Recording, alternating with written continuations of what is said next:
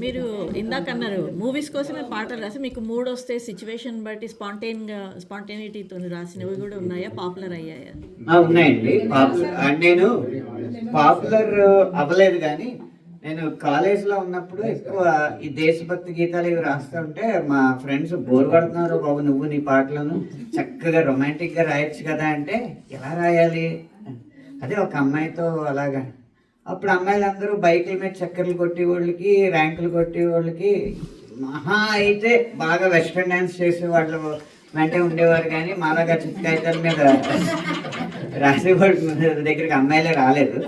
అప్పుడు నాకు అమ్మాయిలు అందరి మీద కూడా కోపం వచ్చి నేనే ఒక అమ్మాయిని సృష్టించుకుంటానని చెప్పి ఒక ఊహాసుందరిని నేను సృష్టించుకుని ఆమెతో ఉన్నట్టు భావించి బాపట్ల నుంచి సూర్యలంక దాకా సైకిల్ తొక్కుకుంటూ వెళ్ళి ప్రతి తెల్లవారుజామున ఆ బీచ్ దగ్గర సర్వే తోటలో కూర్చుని ఒక పాట రాశాను. ఆ పాటని ఇదేదో చాలా సాహిత్యం చాలా కొత్తగా ఉంది అని చెప్పి కీరవాణి గారు సంగమం అన్న సినిమాలో తీసుకుని ఆయన ట్యూన్ చేశారు. ఆ పాట ఏంటంటే, పూత వేసిన లేత మావిని చూసినట్టుంది, నువ్వు నవ్వుతూ ఉంటే పాత పాటలు కోకిలమ్మే పాడినట్టుంది,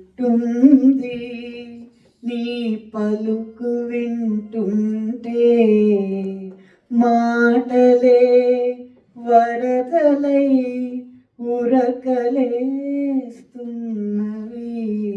చెంతను ఉంటే ఈ పాట ఆయన తీసుకుని రాస్తారు.